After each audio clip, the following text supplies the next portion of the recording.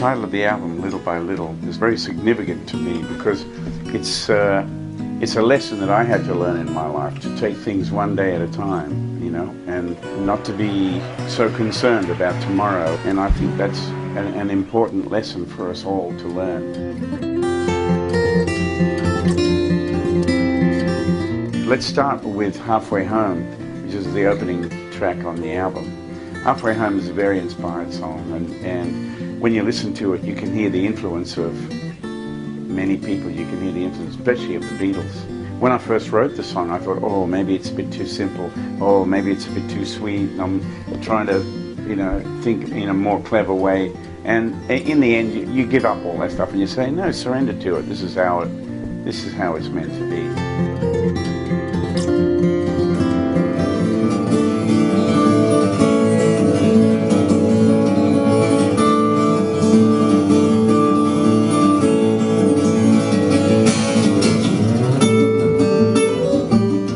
On this album, I wanted to put on some of my kind of upbeat, finger-picking tunes, songs that have their roots in Merle Travis and Jerry Reed and Chet Atkins. But there's some tunes like the Welsh Tornado, the Mighty Mouse, Locomotivation. Those tunes are like, you know, pretty breakneck, full in-your-face finger-picking tunes, you know, and yet there's melodic sections in them. And I wanted to approach it that way, you know. Locomotivation is a song that I wrote when I said to myself one day, I've got to write myself a good opener that has everything. A lot of people have come up to me when I started playing that song and said, wow, you wrote, it sounds like a pop song, but it's a finger-picking tune. How did you do that? I don't know, I just did it. Haba Na Haba, the Little by Little, the title track of the album, there are two versions, and the main version is the version with Pam Rose telling the story, singing the song. We had such a great time recording that. We stacked the vocals and with Anthony Snape and Pam and I, and we tried to sing like a choir, you know, and build it. And I tried to approach the electric guitar solo a bit like Santana, that kind of slightly left of center approach. The band is Victor Wooten on bass, Darryl Tibbs on percussion, and J.D. Blair on drums. The instrumental version, though, was how I wrote the song. So I wanted to be pretty true to how the composer intended, as Chet used to say. There were some of the other songs that kind of happened along the way. Just when I thought I had the album finished, I'd write another song like Tears for Jerusalem. It's a bit like my way of musically weeping for what's happening in that area. My friends, the Endless Road Strings, Tina, the second violin player, wrote a part for Tears for Jerusalem, and we performed it together a couple of times live, and I said, oh man, I think we got to do it with the strings on. So I went back and redid it again live in the studio with the string quartet. We kind of quadrupled it, so they sound like a big string section. It's actually just a quartet, multi-tracked. The Welsh Tornado is dedicated to my friend Gareth Pearson. First time Gareth came to America, it was really great to observe how he just floored everybody. And a guy made a comment, he said, man, he came through this room like a hurricane. I thought, he's a tornado, the Welsh Tornado. There's an interesting thing about that song. There's a key change in the middle of it, and I actually, on the recording, and I do this on stage too, I have a capo on the end of the neck. There's one little passage where I set this up, and then I have a split second to grab that capo and drop it on the second fret, and then carry on.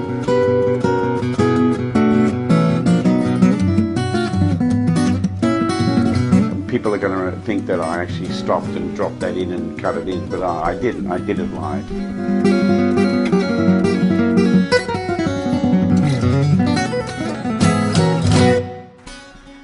I had a lot of comments and emails from people who bought my live album who said, well, we're waiting for the studio version of Ruby's Eyes and The Finger Lakes and Papa George and Jolly Swagman, songs that I'd written on the tour and then made it on the live album, but I never did record them in the studio. So I thought, You know, I know those songs are out there on my live album, but I'll do a studio version for people who want to hear just a studio version, because there's something really intimate about when you hear just the guitar with a microphone in front of it and there's nothing else. It's really nice, especially for people who like to listen to my albums with headphones on. That was my choice, to do that for my fans and for the people who really care about those songs.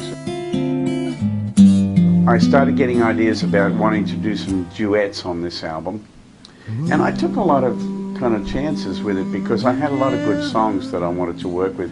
I had Moon River, which I've been playing as an instrumental, and then one day I was playing it in my house, and Rick Price was a guest in my house at that time, and he started singing it, and I said, oh man, that sounds beautiful. And so we ended up doing it. You know, we went in and recorded it, and pretty much in one take. You know, he's just such a good singer. But I wanted to do it as instrumentally as well, and it's kind of unusual that you would get an album that had two versions of the same song, but it's so different.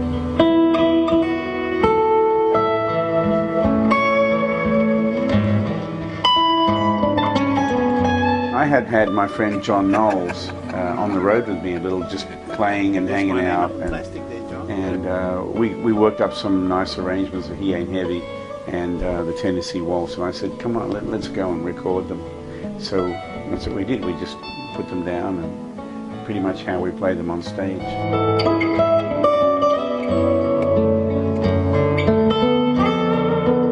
I really wanted to have Doyle Dykes on this album.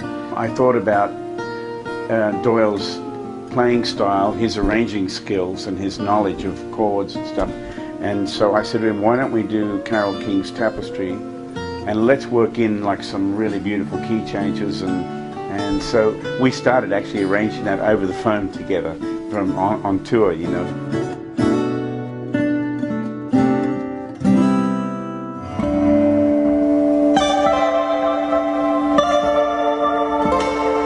I did this private show for the Navajo people in Utah, and I was so inspired that night I wrote a song called The Trails, and right when we'd had all the album done and all finished and mastered, I said, The Trails has got to be on this album too. I recorded it one day with my little Maton guitar, and I listened to it and I said, I'm not getting what I need, and I think it's to do with more bass coming from the guitar and more overtones. So I had just purchased a brand new Martin D28. I took that into the studio with new strings on it, and I got exactly what I needed. All those beautiful overtones and the real great sustain and everything. And then it was a mad rush to, do we still have time to get it on the album? The Swahili proverb of little by little your pot will be filled is inspiring to me, because the more I live my life, the more I realize that what I need comes to me, but little bit by little bit, one day at a time. So I was really, really pleased that all these elements came together, that I could get that message across through my music, and, you know, get a good positive message out there to people. So the album was a joy to make, really. It just took a lot longer than any other project I've ever done, purely because the songs kept coming. I started the project not in good shape, and so, but I ended it in wonderful shape. So my word, is in wonderful shape.